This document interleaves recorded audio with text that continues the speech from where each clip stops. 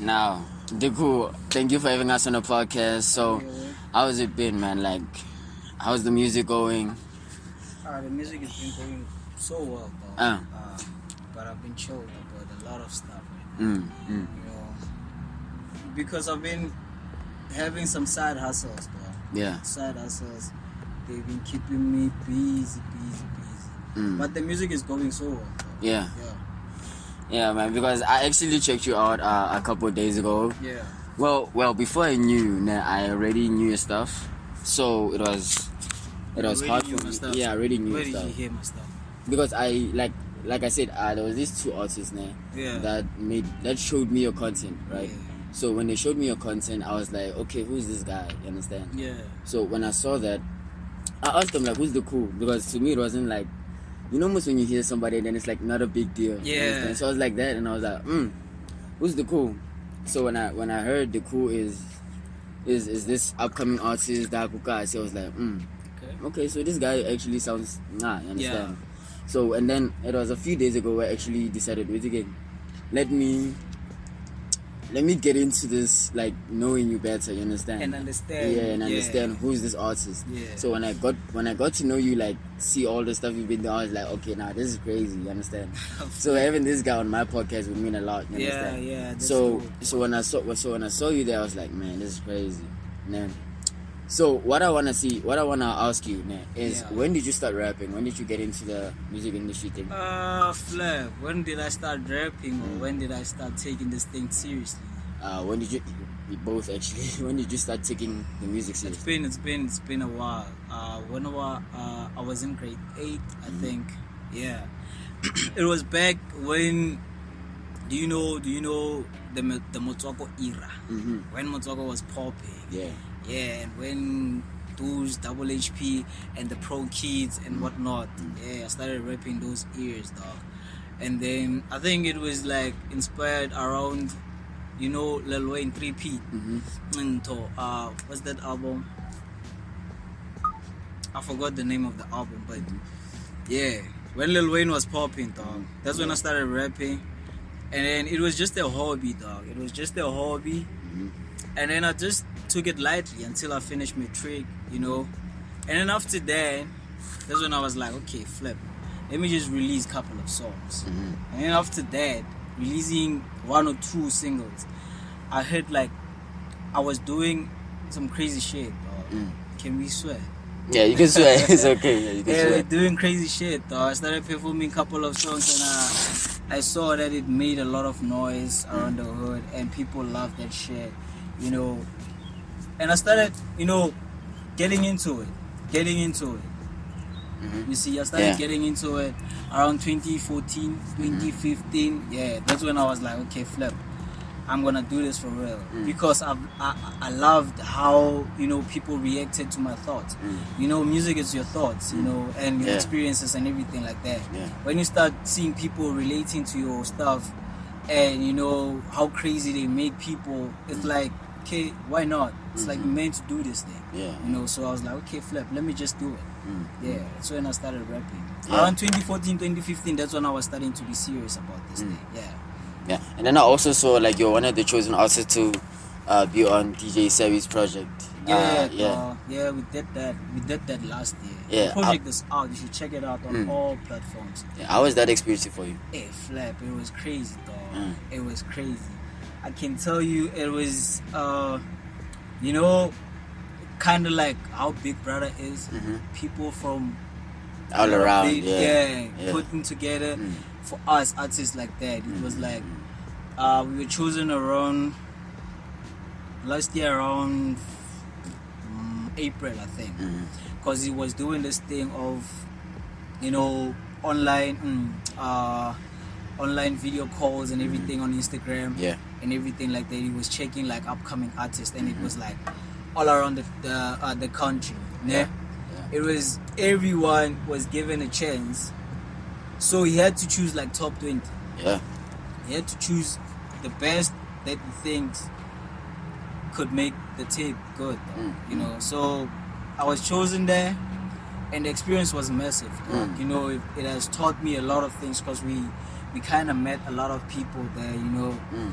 and it's like it took me from seeing things when you're an upcoming artist, like when locally, you see things different than when you're there, you know, in the bigger league. So when we did that EP, that album, it was like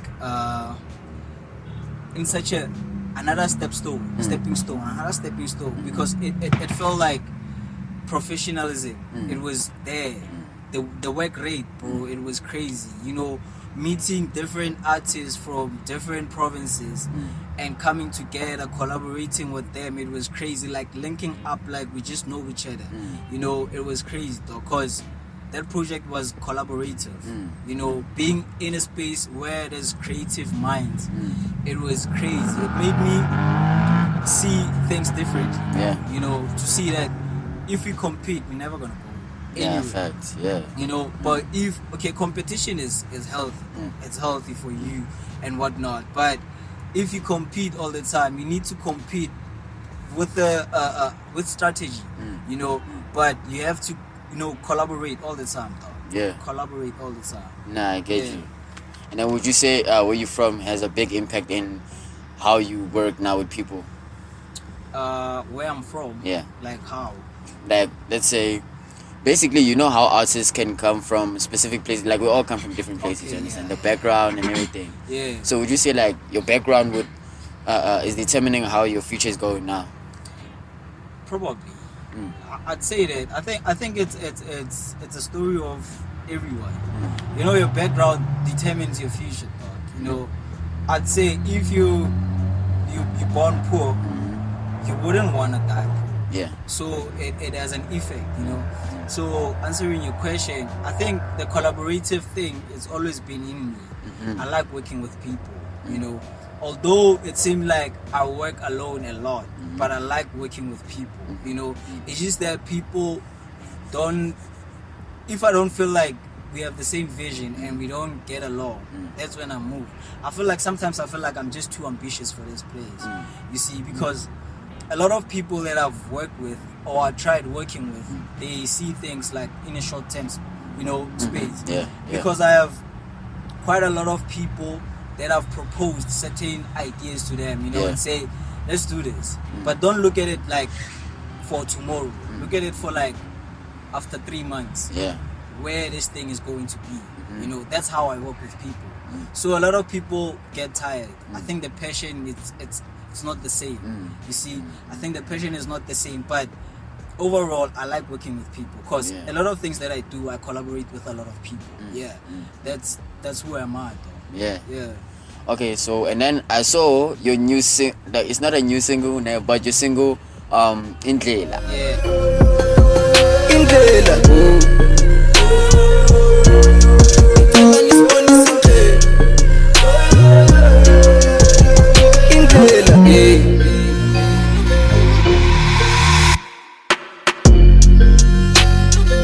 That single is fire.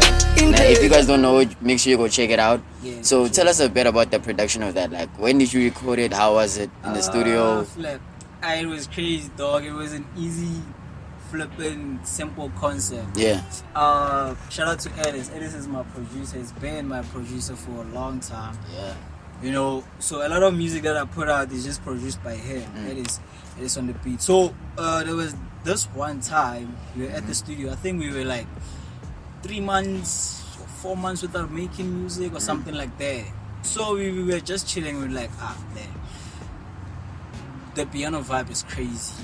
The what vibe is crazy. You know, what can we create out of that space? You know, not something similar, but something unique. You know, but at least try to be catchy, something like that. And then we did the beat. The beat was so flippin' simple, man. It was, you know, the loops. We took some loop, and then he just reversed and did the engineer stuff and everything like that. And it sounded crazy. You can hear the sound. It's not something you would just pick out and just So it sounded crazy, and then we played around with it, and we didn't know what to do with it, and then we just listened to the beat. Okay, and then I came with the concept just came to me, you know, and then the concept the way it came to me, it was like, okay, Flip, what's happening right now is that, okay, we're going wild, like we're wilding a lot now. You know, it's like we don't care about the future. Yeah. You know, how are we gonna deal with this thing? You know, and it was like, okay, the way I make music, sometimes I like to be spiritually. You know, I like to touch base towards like African spiritualities, you know, the elders and everything like that. And sometimes I like to motivate a lot. So I was like, how can I twist this thing? Make it serious, but not too serious. Fun again, you know. And I was like, okay, Flip, I have a concept. How about I talk about parents should just make us chill because we're having a lot of fun. Yeah. It's like we don't care, but at the same time, it's like we can't handle ourselves. It's too much, bro. Yeah. It's too much. We only live once. But at the same time, we need somebody to guide us, to say, you know what, chill a bit. There's still tomorrow. Still tomorrow. That's how the concept came. And then I just noted down, and just wrote it. I wrote the first verse, recorded it, and it was like the second verse, I didn't know what to do. It sounded fire to us at the studio, and we were like, nah, bro, you're gonna mess it up. Just leave it that way. Maybe you can make it like an interlude for the tape and whatnot. I was like, okay, cool. Let's keep it that way. The same day when I came to the house, to my crib, because I have like a mini studio, like equipment and everything like that, and I had ideas, and I just noted them down, and I was like, okay, Flip, let me record this verse. Recorded the verse, send it to him to mix and master and everything. It was fire. It sounded fire to us, and then the reaction from people was crazy, dog, because it was something that we created out of nowhere, and then we released the song like the next week. We didn't just waste time and everything like that, because if you want the song, it's not on digital platforms. It's only on YouTube. Yeah, only I on put YouTube. the link on YouTube, and it's like, okay, you can find it on YouTube. Decool English, it's there. That's it. So for downloads, it's not out there yet. Yeah. So, Nah, that song was actually fire. So, and then what would you say is your best single that you've released so far? Flip, dog. There's a lot. There's a lot. But I would say my favorite single that I've released, it's a long time ago, though. I think it was 2017. It's called Good Vibes. It's not out on digital platforms because we were using that to file host and everything like that. But there's a song called Good Vibes. Why I'm saying it's my favorite, it's because I produced the song myself. You know, I'm not a producer, dog. I love doing all this thing. I composed everything. You know, I took a risk. I was like, okay, Flip, let me just do this crazy idea and just put it out there. Flip, that song got me to work with Edis. That's why it's my favorite. Because if I didn't release that song, it wouldn't made me who I am right now. You know, because a lot of work that I put out with Edis. You know, so that song, it was crazy enough. I don't know, I'll send it to you. You'll tell me, maybe you'll play it around. I don't know, but that song is crazy, dog. Remember at that time I was just not focused a lot in music, but I was like doing my thing. I did the beat. I produced it myself, you know, So it was crazy, though. That song, Good Vibes. That's the only song that I would say is my favorite. Other than that, I love all the songs. I love all. And the relationship you had with your producer, Edis. How is that like? Because his beats are really fire. I listened to them myself. And then there was this one, I don't know if it's a freestyle. The 30-second challenge.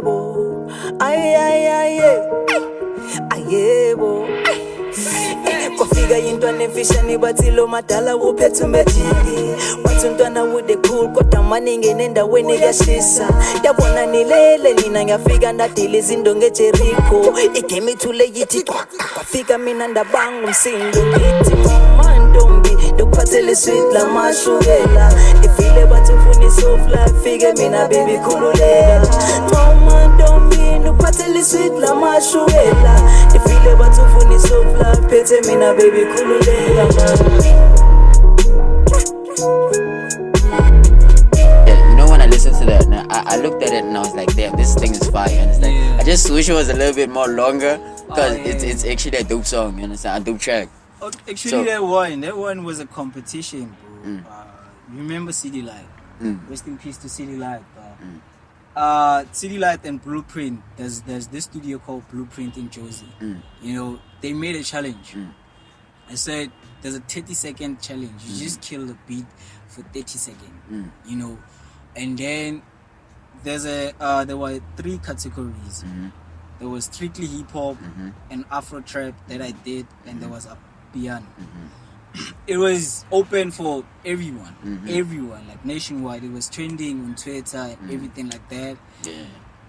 And somebody sent me the poster and say, DJ City Light and Blueprint are doing this. Mhm. Jump on this shit, And I was like, okay, cool.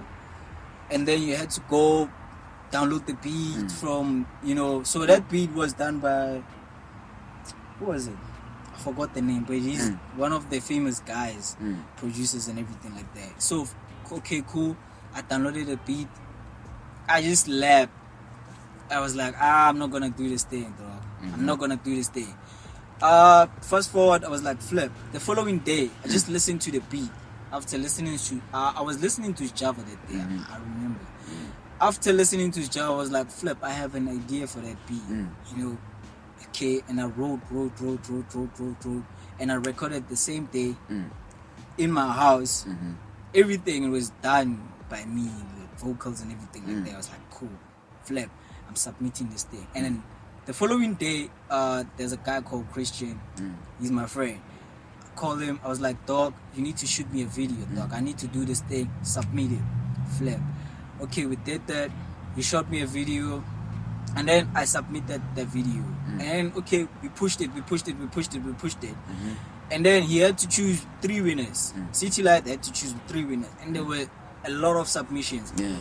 Twitter was flooding. Instagram was flooding with that challenge. It was crazy. And then all of a sudden, City Light was tweeting, okay, dog, I like this shit. I was like, okay, cool. That's crazy. And then when the day came after, before they announced the winners, he sent me a DM on, Instagram. Sent me a DM, said, yo, bro, how's it? I was like, okay, cool. Don't say anything yet, but for the Afro trap, what? You won the shit. Yeah. I was like, it was crazy. I was like, flirt, for real? So we were supposed to work together. Yeah. By the way, before he passed on, though. We're supposed to work together because of, he was supposed to feature me on their shit. And then there was this other girl called Nosinator who won the other challenge, the hip hop challenge, and there was this guy called Blaines who won the piano challenge. So we were supposed to work with City Light on those projects, and he was supposed to be like City Light featuring Decool, City Light featuring this, and what. And then unfortunately he passed on before. So that's how I did that shit. That's why you never found the song or anything. It's just a video. If you go to all my accounts, Facebook, Twitter, Instagram, I posted that shit. Yeah. So just a promo for me. It's like, yeah. Crazy. And personally, what I feel now is, with the experience that you have and the knowledge that you've built up till now, I feel like you should like already be up there. You understand? Because like, I'm not gonna get you wrong. You are up there, né? But then it's like, how would I say this?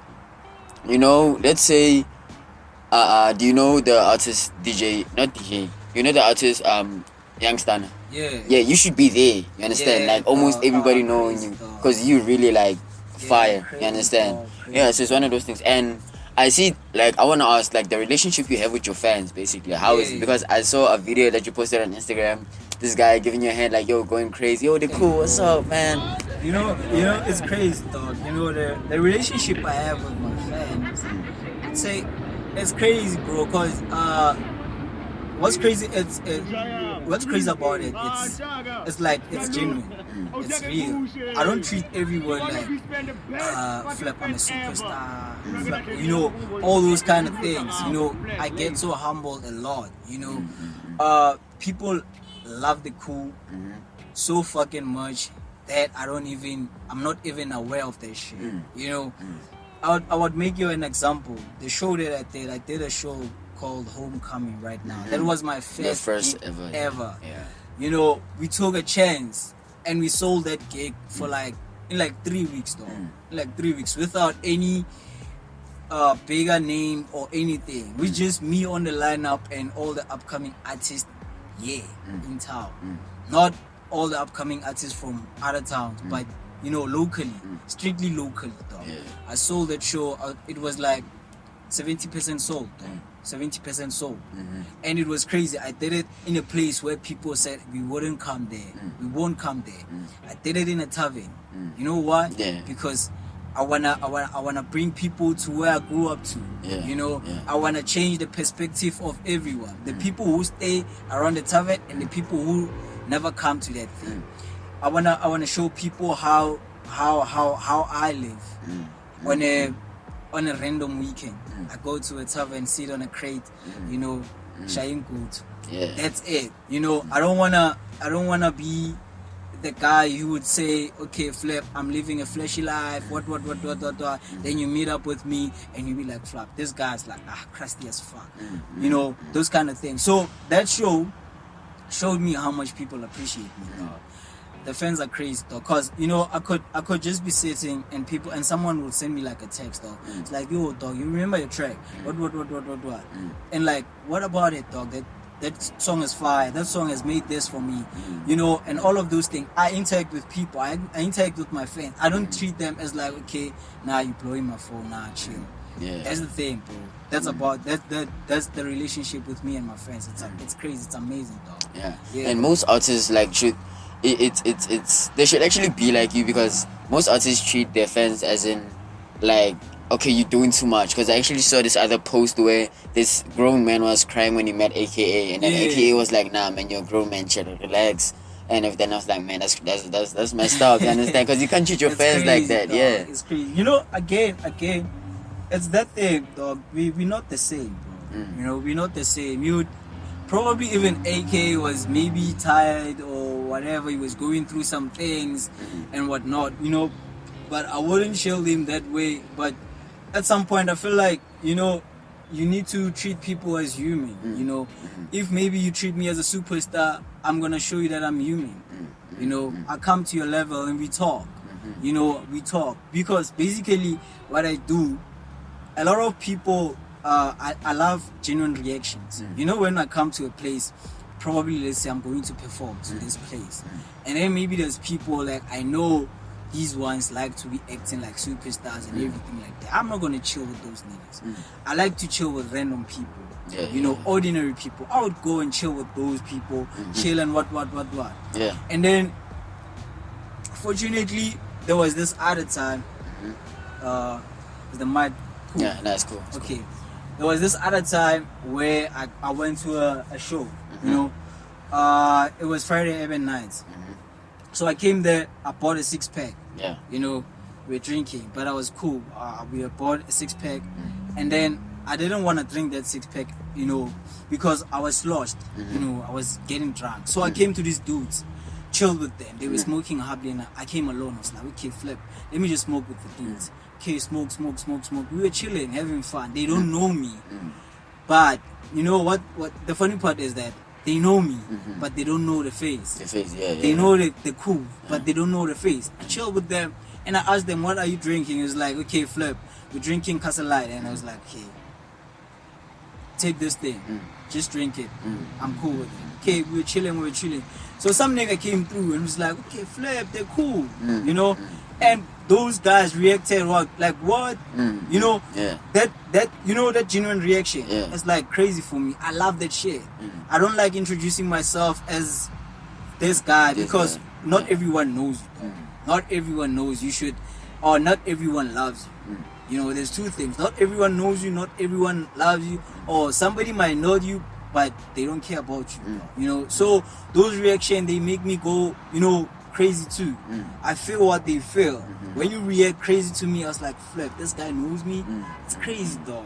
That's why when you hit me up, I was like, Flip, dog, this guy knows me. Okay, cool. That's sick. I love those things, dog. I don't want to see myself as like, okay, everyone knows me. I'm a superstar.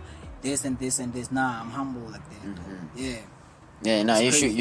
It is a nice thing to be humble like that. Because, that's when you grow, like you grow as an artist that everybody loves. You understand? dog. Yeah, and you see the one thing that most artists love about you is when you collaborate with almost every single artist. Like you would basically you do the same thing that Ricky Rick did on Cotton Fest. You understand? You would get everybody to one location and just kill it. You understand? The same way you did on the show that was happening. Yeah, the homecoming show. Yeah.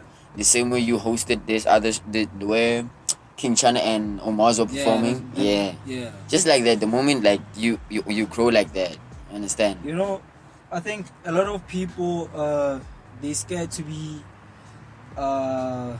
left behind. I think. You know, you see how old are you?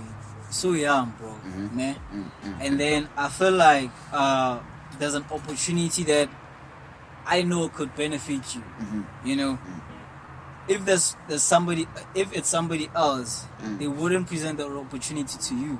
You know, Facts, yeah. why? Because of they thinking, flap, this kid can't make it. You know, at this age, I have to be the one who makes it first, and then I can pull him. But some other time, they don't even pull you. You know, they just leave you there. Yeah. But I know I'm not a podcaster. Yeah. I know you're a dope podcaster. Why shouldn't I just say, you know, boy, there's an opportunity there. There's a door, you should go there. Go there. That's what I do basically. You know, that's what I do. And then, so that's why I collaborate with a lot of niggas, because I want to see people win. You know, that's who I am. I feel like when you win, at least you are making a space for somebody else. If not me, then somebody else who's hungry too. You know, if you move to the top, then there's somebody who can step to where you at. You know, it's basically like that. So if you don't wanna, you know, bring people in, it's crazy because of now you're gonna want to do everything yourself, and then you're gonna train yourself. You can't do everything yourself, though. You have to pinpoint who's doing good at what point, you know, and then just take them, you know. So that's how it is for me, bro. That's how it is. I believe in collaboration. I believe in putting people on. If I had the means right now, dog, I would be building a studio that's crazy right now. And still, that's the opportunity. That's the aim. That's the goal.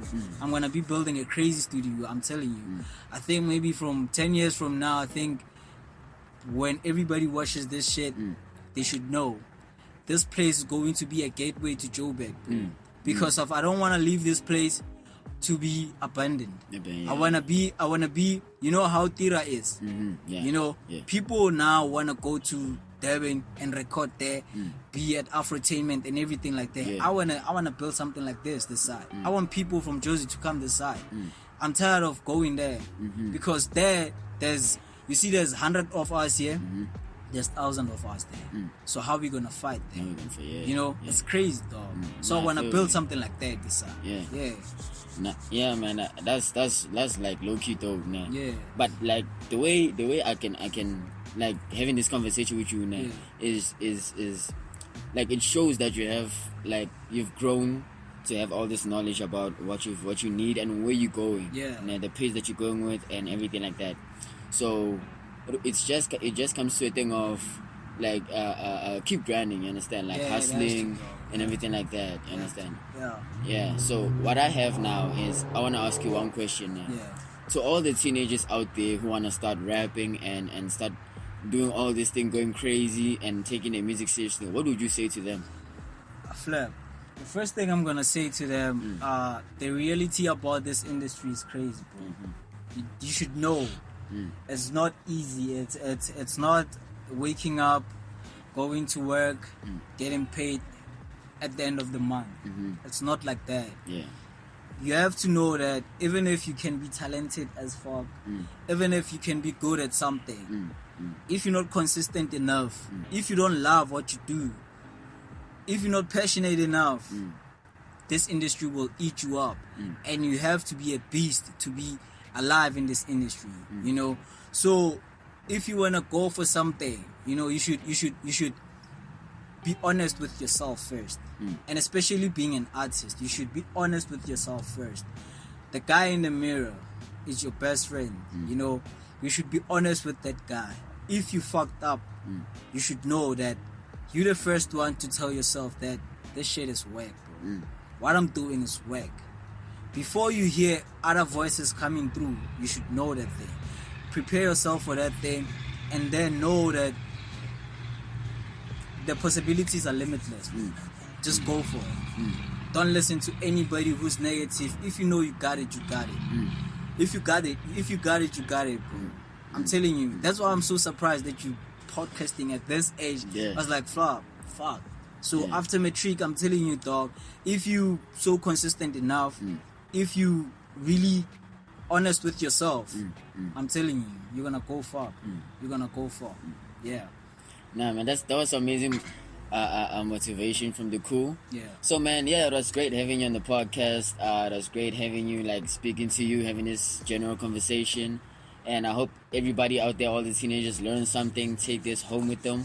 And man, like, it was a pleasure having you on this podcast. Thank you. Keep bro. grinding and keep doing what you're doing. Do the same, bro. Yeah. Do the same, bro. So man, that's it. Make sure you guys subscribe. Make sure you guys stay tuned on the podcast. And man, that's it. Away. It's dope. Okay, that was nah. You know. That was a no one. Yeah. Thank you, bro. I will. Thanks, bro.